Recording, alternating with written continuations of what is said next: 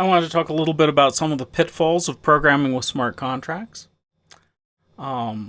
They really do have a unique set of problems that you have to deal with, and I've done a lot of programming for embedded systems, like things that you're sending into space, and these embedded systems have some of the same problems, but the smart contracts have some unique ones as well.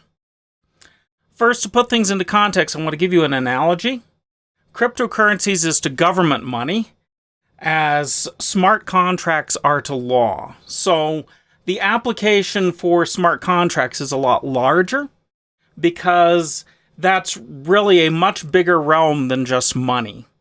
So if you think that you're seeing lots of excitement with things like Bitcoin and the value of Bitcoin, the excitement for smart contracts and blockchains is just beginning.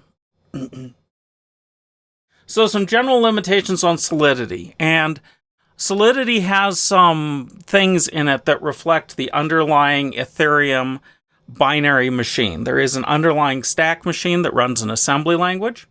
We'll probably see a little bit of that assembly language in here in this lecture. But this reflects what's going on underneath the covers in that assembly language rather well. So the underlying machine has this effect. Now you look at some other smart contract systems that are to some degree available, like Cardano's system.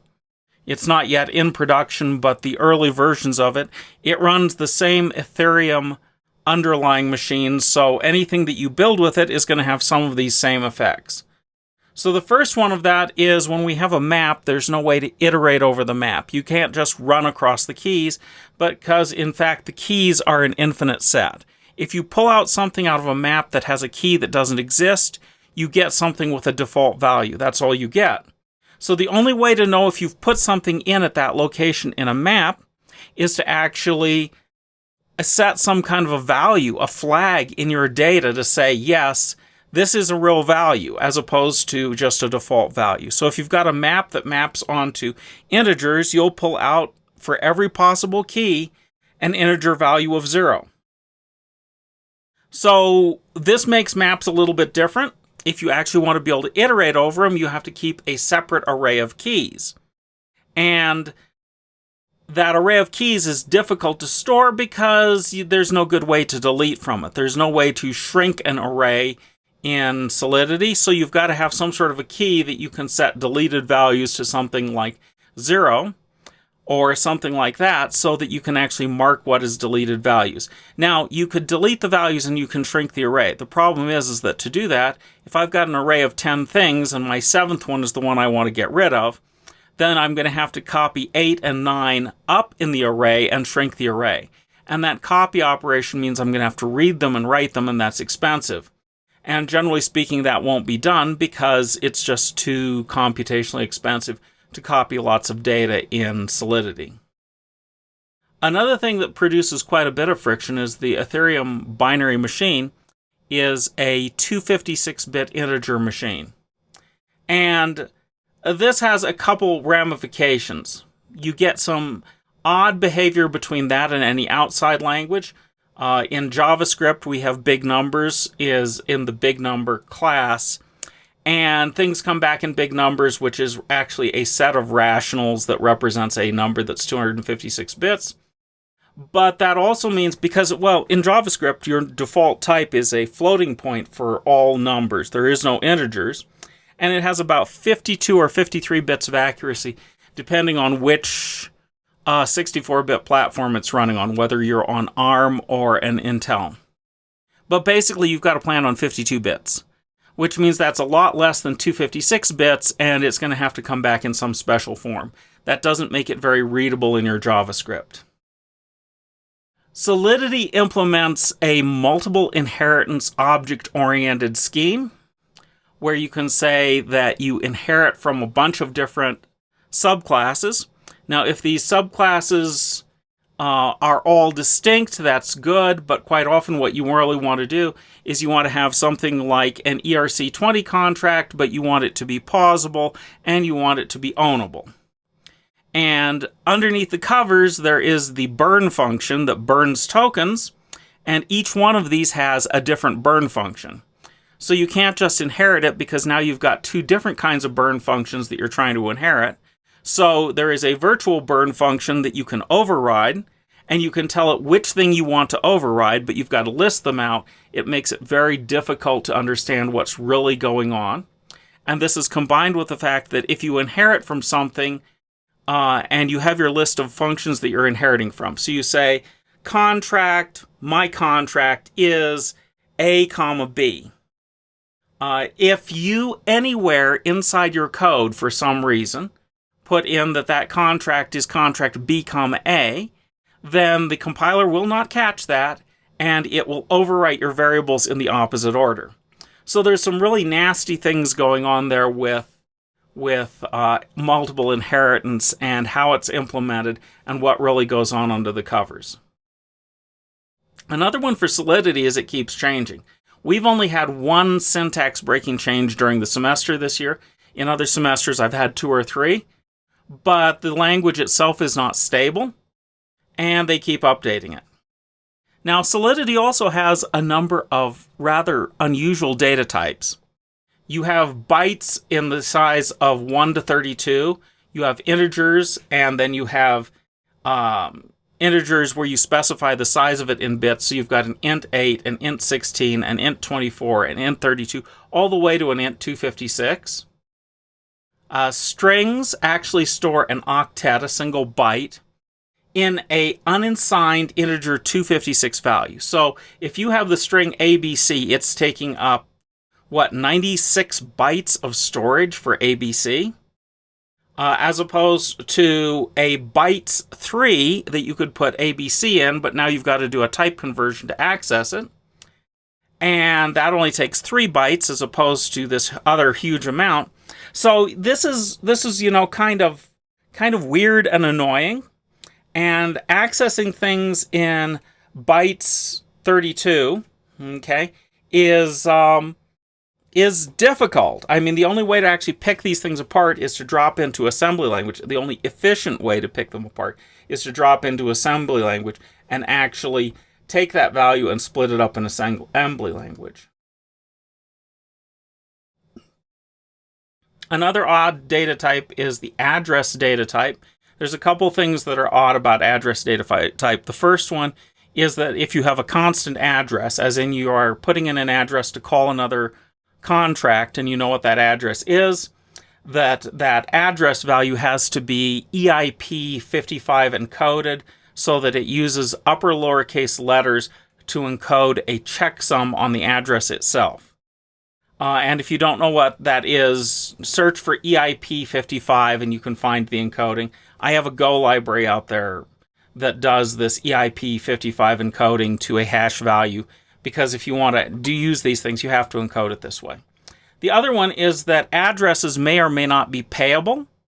And a payable address means you can transfer funds to it, but that means that you at least believe that that address has somebody that has the private key for it, that they can receive and use those funds.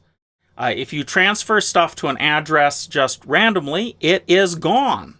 Nobody has the key to it, so you can deep six Ethereum quite easily.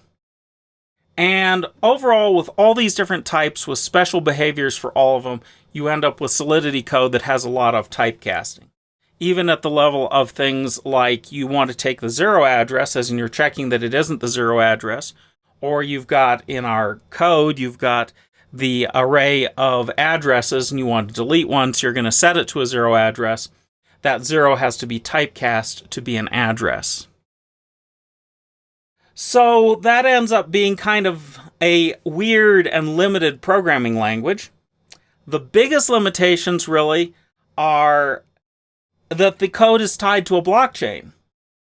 And it's triggered by transactions on the blockchain itself. Now, what I mean by tied to a blockchain is in Ethereum, the code is actually written into the blockchain. In Hyperledger, if you have a smart contract in Hyperledger, it's not written into the blockchain, but the blockchain keeps a hash of the source of the code so that it can verify when you run a transaction on it that you haven't changed it, and it is supposedly permanent storage associated with the blockchain. So it's tied to a blockchain. and you have to have a transaction and you have to pay for this transaction. So it behaves an awful lot like embedded software. And, it's running on a thing that you can't touch. It's remote.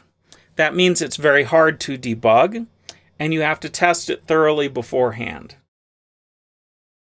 And that because it is running on multiple nodes at the same time, you have to provide it with consistent inputs to get consistent outputs. What do I mean by consistent inputs? If I have two nodes, node 1 and node 2, and they're both picking up the results of some piece of data, like the price of a stock, the price of Oracle stock at 9 a.m. in the morning. Now, the price of Oracle stock at 9 a.m. in the morning, depending on whether you look on the New York Stock Exchange or the Tokyo Stock Exchange, is going to be different, which means you can't have that, because it has to be the same value or you're going to get different results from a contract that's using that.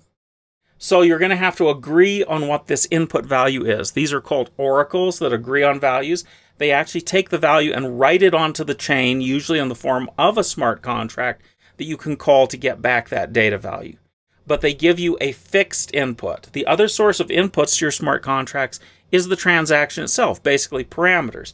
Because the transactions are shared and we reach consensus on what those transactions are before we run the contracts, this means that you can actually put values into the parameters. Now, what you can't do is you can't have a smart contract that goes out to, the New York Exchange and the Tokyo Exchange and pulls back values, because the minute you do that, they're going to get different values. Even if you say a time, there's subtle differences and you're going to get non-deterministic behavior, where two different contracts running on two different nodes produce two different outputs. So you have some limitations on the code. Another one of those limitations is smart contracts are forever. This means that your successes are finite and your errors will never, ever go away. That's not completely true, but pretty darn close. I will point out Microsoft did a book called Code Complete. Highly recommended that you get a copy of it. It's an old book today, but most of the stuff in Code Complete is still true today. There's another book called The Pragmatic Programmer. Again, I don't agree with everything in it, but there are a lot of good things in it. Another book that you should probably read. But in Code Complete, one of the things that Microsoft did is look at the number of defects per 1,000 lines of code, and they reported 15 to 20 defects in their shipping to customers code, 15 to 20 defects per 1,000 lines of code. Now, there are some people that have avoided this level of defects in code, like NASA's control system for the shuttle had basically 100,000 times less defects in it, but it cost 100,000 times as much to produce. So if you spend enough and you use some of these systems like Scrum to build code, you can build super reliable code that is very good, that has very few defects, but it is very, very expensive to build. So in terms of contracts, the question is, which one are you doing? Are you building, regular code that has defects and hoping for the best, or are you building NASA-level code that basically is defect-free, but it is very expensive and very hard to build? So that's the smart contracts are forever, but this also means that the contracts are available forever. Once you load a contract onto the chain, it's not going away. That contract is available now. If it's version 1 of your code and you want to have a version 2, it's still available after you built version 2. Nothing is saying anybody has to go use it, unless, of course, you build something into version 1 that can say, by golly, I'm going to turn off version 1 and make it not work anymore. Basically, a flag inside your code that only you can set that says, version 1 has ended. It's gone. So the contract is still there, but you've turned it off. So you may want to have something like a pause. There is a way of doing that, and an unpause. Or you may just want to have a kill switch that you can kill the contract with. Now, if you do that, the problem is any applications that the person may have been using that still have the old address are going to try to access the contract to the old location. It hasn't gone away, and that data hasn't gone away. So I'd like to talk a little bit about the available forever and the upgradeability of contracts. There is a way to upgrade contracts. so that you can have a constant address that people call, but underneath the covers, you have a contract that is upgradable. And the normal way of doing that is a thing called a proxy. There is an Open Zeppelin proxy that you can inherit from. And I'm going to walk through an example and talk about what's going on in this proxy. There's some things that I have some doubts about in terms of this proxy, and I will at least mention those, but if you're going to be building contracts, you need to be thinking about this upgrade process. The first thing is your proxy. If you inherit from proxy, you have a destination contract. In this case, it's my grouse credit implementation. That is an address that I'm actually going to save in this contract, and then I'm going to call that grouse credit whenever a request comes into this proxy to XXX contract. Now, the only person that should be able to set this is the owner, or a list of designated people that are the owner. And some of these things actually have a multi-signature process, so that, it isn't one signature, it's multiple signatures to be able to do this upgrade. Now, this guy right here, basically, I've also saved a version that is public so that people can see what version. I've done a UNT 256, which is plenty big for being able to store something that isn't really text. But basically, that also, since it has an owner, raises the question of if there is a new owner, and I know this is a little bit truncated right here, but the change of the owner's address. Can you have a new owner? As in, if one owner dies, does somebody take over as the new owner? Is there some other entity that's going to be controlling this upgrade process? If I take the company and I sell the company, do I want a new owner? So what this allows you to do is to call this upgrade contract with a new address for your destination, and you have to have this implementation function that overrides the return address of this new contract that we're going to talk about. So the combination of this, the address that you give to your application, to your Web3 browser application, to some piece of Go code that's calling this, is the proxy. And under the covers, by inheriting from proxy, okay, the only thing we have to do is we have to make certain that these names, change owner and upgrade contract, don't conflict with anything that we're going to build, or it calls this instead of calling through to the destination, and that we don't have a function called underscore implementation. But given that, we can now point at another contract and pass everything through. Now, I've pulled out of the source code for Open Zeppelin what is in this proxy contract. And I want to point some things out about it. This is what you're inheriting from, this abstract contract proxy. Abstract contract means you can't actually implement one, you have to actually inherit from it. That's this abstract word up here. But I have done that. And you'll notice that in here there's a function called delegate to an address implementation. Now, delegate at a high level is what passes our call on to our version 1 contract, our version 2 contract. We say in here that we have a function implementation that is virtual. It has to be overridden. It has no body. And we have two funny functions, one called fallback and the other called fallback here. This fallback function, there's another one in here, farther down, called receive. Fallback and receive. Okay. Fallback and receive, these guys. Let me explain to you what they do. If you call a contract and you pass it the name of a function, it doesn't actually use the name, it uses a number, but you call it with the number for a function and that number isn't implemented, depending on how you call it, it will call a function called either fallback or receive. And fallback and receive in this case both refer us off to this other function called underscore fallback. Now, this fallback and receive allow us to pass something on to some other contract. Now, if I go back and look at what's in this fallback piece, up here, you'll see that fallback is implemented calling this delegate function with an address. Delegate has this chunk of assembly code. Oh, just what you always wanted to learn was Ethereum assembly, but that chunk of assembly code. What that does is it says, every time I get called, I take the call data on the stack and I copy that to a new location.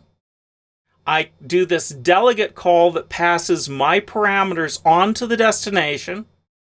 And when I get done, I have a return value that has a return data size. And depending on what the result is, success or failure, or a zero size, I'm going to take that return data and I'm going to copy it back to whoever called me. So it allows us to send on to a destination a call. Sort of. Now, this implementation has questions about, is it payable or not? Because you'll notice that my fallback down here, when I did these things, okay, the original call says that these are payable, which means I have to have a non-zero amount of Ethereum in every call that's going through this proxy. Now, there are non-paid calls that you'd like to make to a proxied value, but this is where you start getting some friction. Is it paid? Is it non-paid? Is it paid and signed, but it's a zero payment? How does that affect it? So this entire proxying process has some problems in it, but it does allow you to upgrade things. And there is another upgrade process that OpenZeppelin has available that is a little bit better, but also has some challenges too. So it is possible to upgrade things, but it isn't built into the system. You've got to do some work, and it's going to have some limitations on what you can do. Now, I think by now you've noticed that the security is up to the implementer of the contract. And here's a goofed up security. The constructor says it's public, that it's going to initialize the contract. That's all good. But the contract initializer is just public, and it allows us to set the owner, which means that anybody that calls this can set a new owner for the contract. This has actually caused people to lose money doing it this way. You'll notice that when I did stuff with setting owner, I have a function that requires that the current owner approves of setting the new owner to the contract. And that is much more of a check. You have to plan for the future if you're going to keep track of these things. What happens if the author of the contract dies? Is that the owner? Does he pass the keys on to somebody else? What happens if the business goes under? What happens if they lose their keys? What happens if their keys are compromised? All of these are questions you've got to think about now for the future. Another one is integer underflow. Now, if I'm going to withdraw funds from a contract can receive Ethereum, you can withdraw it and send it on to some message sender. Now, there should be some security involved, unless you just want anybody to be able to withdraw funds. But let's ignore the security thing for the moment and just say, we've got some balance here, and we want the balance to be larger than the amount that's withdrawn, because we can't have negatives. Now, if you do a check like this one, if you consider the possibility that you can get integer underflow and overflow conditions where that is true, but you've actually used an amount that is way, way bigger than what you have as the message balance. And that would be a bad thing. Okay? Because if you use a value that is way, way bigger, when you do this later balances message sender, you're going to end up producing an unexpected result. Now, you could have written this require right here. Instead of using subtract right there, you could have written it in this fashion. This would actually work, okay, because these are unsigned ints that the balance message sender is greater than or equal to the amount. that would work. A different way of doing it is this kind of a question, which says that the amount is greater than 0, the balance is greater than 0, and then you check it with the balance of the message sender is greater than or equal to the amount. So you have to, in every calculation, realize you don't have floating points. Underflow of an unsigned int will not be caught by the machine. It does not raise any red flags. And every time you do an operation, you have to be thinking about, do I have to check the values for being in a correct range? Do I have to check that they can't do an underflow or overflow? So math calculations have to be done with a substantial amount of care, or underflow can occur. Now, contracts can call contracts, and you have to think about the order in which these things happen. If you have some sort of a contract calling another contract, I've marked this with bad. What happens if the withdraw contract here managed to call this other thing with this amount in another contract, but that turns around through some proxying to turn around and call the withdraw contract before we've actually subtracted the amount? Have we created a situation where we can double spend the amount? I'm always suspicious of any contract that calls out to another contract. Not just for that reason, but for a bunch of reasons. So you've got to wonder, is this a legitimate way of going about doing this, or is this a mistake? And you end up with questions about contracts. There are things that you are not expecting.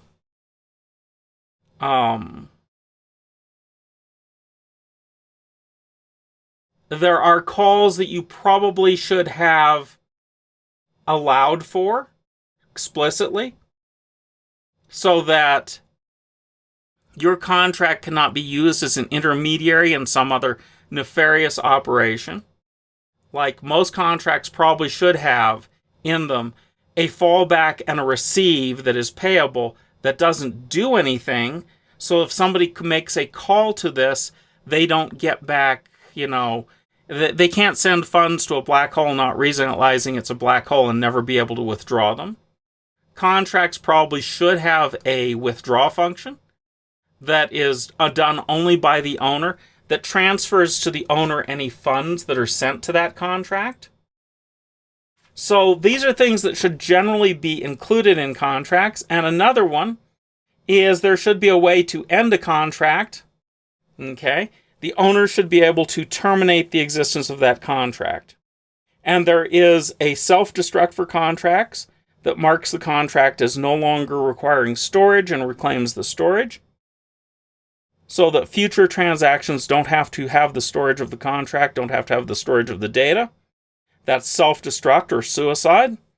But when you do that, you really want to take the sender and send them any funds that the contract has, so that if the contract is terminated, anything that's been sent to this contract now goes to the owner of the contract. And this also is a question about libraries. If you have a contract and you use somebody's library, which there are libraries in Solidity, and you have some function that you've used in the library, but then that person turns around and in the library, they have the ability to kill off that library function, your contract will die and you will not be able to call anything, which means that you have to be very careful that those libraries are consistent and do things right, not that they just exist. So, with that, I think that is all the things that I know about that are gotchas in the lands of contracts.